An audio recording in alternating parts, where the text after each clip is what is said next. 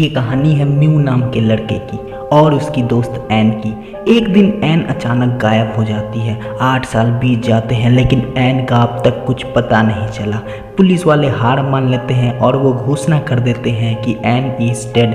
लेकिन म्यू हार नहीं मानता। वह खोजता रहता है लेकिन उसे भी असफलताओं के अलावा और कुछ नहीं मिलता। तो दोस्तों चलिए जल्दी से इस ड्रामा को स्टार्ट करते हैं। स्किप मत कीजिए, ये ड्रामा आपको निराश नहीं करेगी। आपके वक्त की कदर है हमें, इसलिए आपके लिए हम कुछ नया लेकर आए हैं। इस ड्रामा का नाम है माय अनआइडेंटिफाइड गर्लफ्रेंड। एपिसोड के स्टार्टिंग में हमें एन को दिखलाया जाता है जो कि जंगल के बीचों बीच होती है। आज तारे टूटकर गिरने वाले हैं और कहा जाता है कि टूटते हुए तारे को देखकर जो भी विश मांगोगे वो पूरा हो जाता है। दूसरी तरफ हमें म्यू को दिखलाया जाता है जो कि एन के लिए डॉल खरीद रहा था और डॉल खरीदने के बाद वो भी जंगल के लिए निकल पड़ा। इधर टूटते हुए तारे को देखकर एन अपना विश मांगती है कि मुझे एलियन उठाकर ले जाए ताकि मैं स्पेस में ट्रेवल कर सकूं। इसके बाद अचानक से धरती हिलने लगती है, आसमान से रोशनी चमकने लगता है। म्यू भागा जा रहा था कि कहीं एन को कुछ हो ना जाए, लेकिन जब वो वहां पर पहुंचा तो देखा कि एन तो वहां से गायब हो चुकी है। इसके बाद पुलिस वाले वहां आ जाते हैं, पूरा जंगल खोजते हैं लेकिन उनको एन के एक जूते के सिवाय और कुछ ना मिला। इसके बाद हमें म्यू को दिखलाया जाता है जिसको ये डाउट था कि कहीं एन को एलियन तो नहीं उठा कर ले गए। म्यू ने वो सारी किताबें पढ़ी जिसमें एलियन के बारे में लिखा हुआ था, लेकिन अंत में म्यू को ये पता चला कि एलियन तो होते ही नहीं है। इसके बाद कहानी 8 साल आगे जाती है और इन 8 सालों में म्यू ने केवल एक दोस्त बनाया था जिसका नाम है जैक, जो कि एक वीडियोग्राफर है। म्यू एक टॉय शॉप में काम करता था। एक दिन उस शॉप में एक मोटा सा लड़का एक पतली सी लड़की को लेकर आता है। उस शॉप में आने के बाद वो लड़का लड़की को छेड़ने लगता है। म्यू से ये देखा नहीं जाता है। हीरो बनने के चक्कर में मोटे से पंगा ले लेता है। मोटे ने म्यू की जमकर धुलाई कर दी और जैक भी वही था, लेकिन जैक ने म्यू की हेल्प नहीं की। उल्टा वो तो बोल रहा था मोटे को कि मारो मेरा वीडियो का व्यूज बढ़ेगा। जैक का वीडियो वायरल हो गया और म्यू की नौकरी चली गई और साथ में एक मिस्ट्री एक्सप्लोरेशन क्लब की तरफ से जैक और म्यू को क्लब ज्वाइन करने का न्योता भी आ गया। इस क्लब का मानना था कि धरती पर मॉन्स्टर और एलियन दोनों रहते हैं और ये उन्हें ढूंढने का काम करते हैं। म्यू को ये सब चीजें अंधविश्वास लग रही थी, इसलिए उसने उस क्लब को ज्वाइन करने से मना कर दिया। लेकिन जैक के बार रिक्वेस्ट करने के कारण म्यू क्लब ज्वाइन करने के लिए रेडी हो गया। अगले दिन म्यू और जैक क्लब जाते हैं। क्लब में केवल 3 मेंबर थे। पहला तो क्लब का हेड मिस्टर किट और दूसरा ओ जिसे मॉन्स्टर पसंद था और तीसरी वही लड़की है जिसके कारण मोटे ने म्यू को बड्डा मारा था। इसका नाम फसाई है और इसे एलियन बहुत ज्यादा पसंद है। फसाई म्यू से माफी मांगती है क्योंकि उसी के कारण म्यू को अपने जॉब को अलविदा कहना पड़ा। इसके बाद सभी क्लब मेंबर उसी जंगल में जाते हैं जहां से एन गायब हुई थी। मिस्टर किट को ये खबर मिली थी कि यहाँ कुछ लोगों को मॉन्स्टर दिखाई दिया है। जंगल पहुंचते काफ़ी रात हो चुकी थी तो सभी सो जाते हैं। इसके बाद आधी रात में फसाई को एक आवाज़ सुनाई देती है। वह देखने के लिए निकल पड़ती है कि यह आवाज़ है किसकी। उसके बचपन का सपना था एलियन को देखने का। उसे लग रहा था कि इस जंगल में एलियन हो सकते हैं। जंगल के बीचों बीच पहुँचते ही फसाई को लाल लाल रोशनी नजर आने लगती है। थोड़ा और आगे बढ़ने पर उसे एलियन दिखाई देते हैं। फसाई डर कर छुप जाती है। उसके बाद डरावनी आवाज़ें भी आने लगती है। फसाई बहुत ज़्यादा डर जाती है और वो हेल्प चिल्लाने लगती है। लेकिन तभी फसाई को याद आता है कि एलियन को देखना तो उसके बचपन का सपना है। फसाई अपने आप को शांत करती है और हिम्मत करके आगे बढ़ती है और जैसे ही फसाई आगे बढ़ती है उसे दिखाई देते हैं नकली एलियंस। फसाई समझ जाती है कि किसी ने ये जानबूझकर किया है। कोई है जो ये नहीं चाहता कि लोग यहाँ पर आए। फसाई को वहाँ एक घर दिखाई देता है। काफ़ी अजीब बात थी कि जंगल के बीचों बीच घर कौन बनाता है। इसके बाद फसाई उस घर में जाती है। घर में कोई नहीं था, लेकिन तभी म्यू वहाँ पर आ जाता है। इसके बाद फसाई म्यू को सारी बात बता देती है कि यहाँ पर एलियन वेलियन कुछ भी नहीं है। तो म्यू कहता है कि यहाँ से चलते हैं, मुझे बहुत ज़्यादा डर लग रहा है। इसके बाद फसाई को म्यू के ऊपर डाउट हुआ।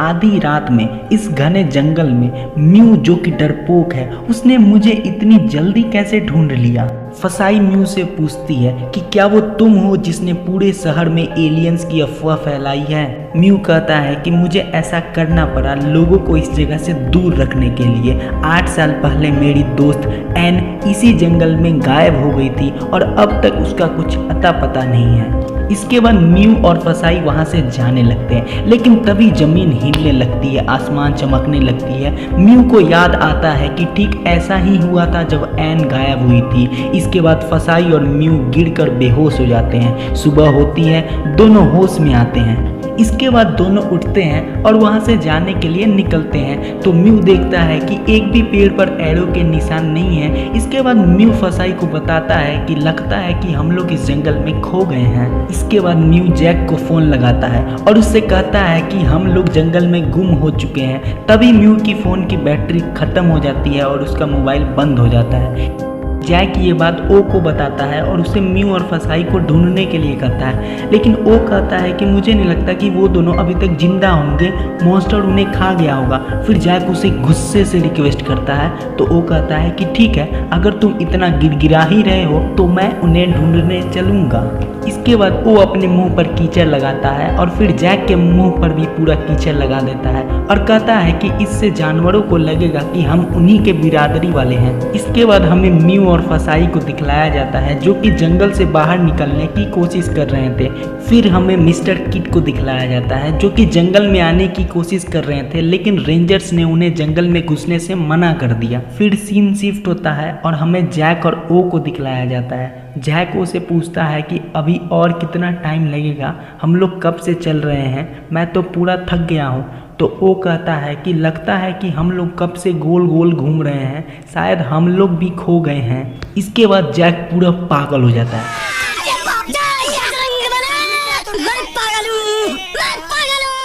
तभी ओ को एक चलता हुआ पेड़ दिखता है। वो अपना तीर निकालता है और उसकी तरफ चला देता है। तीर तो पेड़ को नहीं लगता, लेकिन पेड़ चिल्लाते हुए उनकी तरफ आने लगता है। दोनों डर के वहां से भागने लगते हैं और पेड़ उनके ऊपर कूद पड़ता है। इसके बाद पेड़ अपना घूंघट उठाता है तो पता चलता है कि ये तो मिस्टर कीट है। मिस्टर कीट दोनों को बताते हैं कि रेंजर्स ने मुझे पकड़ लिया था और मुझे यहाँ पर आने नहीं दे रहे थे। यहाँ आने के लिए मैंने पेड़ का गेटअप बना लिया। इसके बाद सीन शिफ्ट होता है और हम म्यू और फसाई को देखते हैं जो कि फाइनली जंगल से बाहर निकल गए। इसके बाद वहाँ एक रेंजर आता है जो कि म्यू को जानता था। रेंजर म्यू को अकेले में ले जाता है और उसे कहता है कि ये देखकर अच्छा लगा कि तुम एन को भूल रहे हो और तुम्हारी नई गर्लफ्रेंड बहुत ज़्यादा अच्छी है और इसके लिए कॉन्ग्रेचुलेसन। तो फिर म्यू कहता है कि जैसा आप सोच रहे हैं वैसा कुछ भी नहीं है। इसके बाद हमें मिस्टर कीट को दिखलाया जाता है जो कि उन दोनों से कहते हैं कि क्या तुम दोनों ने इस जंगल में भूत को देखा है। तो वो कहता है कि भूत दिन दहाड़े लोगों को डराया नहीं करते, लेकिन जैक कहता है कि क्या उस भूत ने येलो कलर की टी शर्ट पहनी थी। मिस्टर कीट कहते हैं हाँ। तो वो कहता है कि तुम तो भूत स्पेशलिस्ट हो, तुम्हें तो भूत मैन होना चाहिए था। तो जैक डरते डरते कहता है कि उधर पत्थर के पीछे पीला कपड़ा पहने कोई हमें देख रहा है। तो मिस्टर कीट कहते हैं कि देखो भाई, भूत से मजाक मत करो। तो जैक कहता है कि क्या आप लोग दौड़ने के लिए रेडी हैं। इसके बाद वो और मिस्टर कीट पीछे देखते हैं। पीछे देखने के बाद वो तीनों पूरा डर जाते हैं और वहां से भागने लगते हैं। भागते भागते जैक अपना कैमरा निकालकर शूटिंग करने लगता है। इसके बाद वो तीनों जंगल से बाहर निकल आते हैं जहां पर म्यू और फसाई उनका इंतजार कर रहे थे। जैक म्यू को वीडियो दिखलाता है जिसमें भूत तो नहीं नजर आता, लेकिन म्यू को कुछ और जरूर दिखता है। पेड़ पर एरो का निशान जो कि बिल्कुल नया नया था और ठीक वैसा ही था जैसा कि 8 साल पहले एन बनाती थी। म्यू दौड़कर जंगल में उसी जगह जाता है जहां बचपन में एन और म्यू खेला करते थे। म्यू वहां पहुंचता है तो देखता है कि एक लड़की पीला रंग का कपड़ा पहने हुए, उसके एक ही पैर में जूता था। वह लड़की म्यू के पास आती है और उसका नाम पुकारती है। इसके बाद वह लड़की बेहोश हो जाती है। म्यू समझ गया कि ये और कोई नहीं बल्कि एन है। इसके बाद सीन शिफ्ट होता है और हम देखते हैं कि डॉक्टर एन का इलाज करते हैं। सारी चेकअप होने के बाद डॉक्टर म्यू को बताते हैं कि एन बिल्कुल ही ठीक है। एन म्यू को देखते ही उसे गले लगा लेती है। इसके बाद म्यू एन से पूछता है कि तुम इन 8 सालों में कहाँ थी। एन को कुछ याद नहीं था। इसके बाद म्यू एन से पूछता है कि तुम्हारे माता पिता का नाम क्या है। एन सारे सवालों के जवाब सही सही बताती है। इसके बाद जैक यूं ही मजाक में एन से करेंट प्रेसिडेंट प्रेसिडेंट का नाम पूछ देता है। जैक को लगता है कि एन को इन 8 सालों के बारे में कुछ नहीं पता होगा, लेकिन तभी एन करंट प्रेसिडेंट का नाम बता देती है और वहाँ के सभी लोग चौंक जाते हैं। डॉक्टर एन से जीके के और भी बहुत सारे क्वेश्चन पूछती है और एन सभी सवालों के जवाब सही सही देती है। लेकिन जब डॉक्टर एन से पूछती हैं कि तुम इन 8 साल से कहाँ थी, तो एन कहती है कि मुझे कुछ याद नहीं। इधर फसाई सोच रही थी कि एन कहीं एक एलियन तो नहीं है। ये चेक करने के लिए फसाई ने एन को एक बहुत बड़ा मल्टीप्लाई दिया, लेकिन एन पलक झपकाते ही उसका आंसर दे देती है। इससे फसाई का डाउट और ज्यादा बढ़ जाता है और वो सोचने लगती है कि हो सकता है कि 8 साल पहले एन को एलियन उठाकर ले गए होंगे और इन 8 सालों में एन को उन्होंने अपने जैसा बना दिया होगा। इसके बाद फसाई डॉक्टर से रिक्वेस्ट करती है कि कृपया करके एन को मेरे साथ रहने दीजिए, लेकिन एन कहती है कि मुझे म्यू के साथ रहना है। तो फिर म्यू कहता है कि इस समाज में एक लड़का और एक लड़की एक साथ रहते हैं तो लोग गलत गलत सोचने लगते हैं, इसीलिए तुम फसाई के साथ ही रहो। इसके बाद एन फसाई के घर जाती है। रात होती है और हम एन को देखते हैं जिसके पूरे शरीर से धुआं निकल रहा था। अगले दिन एन म्यू के साथ टॉय शॉप में जाती है। टॉय शॉप में जाने के बाद एन म्यू से अपने बचपन की फेवरेट डॉल खरीदवाने लगती है। तभी उस टॉय शॉप में वही मोटा लड़का आता है जिसने पिछली बार म्यू को बड्डा मारा था। पिछली बार वो मोटा सा लड़का अकेला था, लेकिन इस बार अपने 3-4 पंटरों के साथ आया था। म्यू को देखते ही मोटा और उसके दोस्त म्यू को धोने लगे। म्यू को मार खाता देख एन को गुस्सा आ जाता है और मोटे और उसके दोस्तों को उठा उठा के फेंक देती है। सभी को ऐसा धोया कि पूरा पैसा वसूल हो गया इस ड्रामा को देखने का।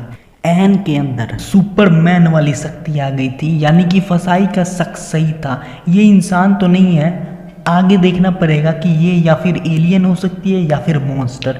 तो बने रहिए हमारे साथ। और इसी के साथ एपिसोड 1 का दी एंड हो जाता है। तो भाई साहब कौन कौन एपिसोड 2 का इंतजार कर रहा है, जल्दी से जाकर कमेंट सेक्शन में लिखो। और हाँ, अगर ड्रामा अच्छी लगी हो तो लाइक और सब्सक्राइब करना ना भूलिएगा।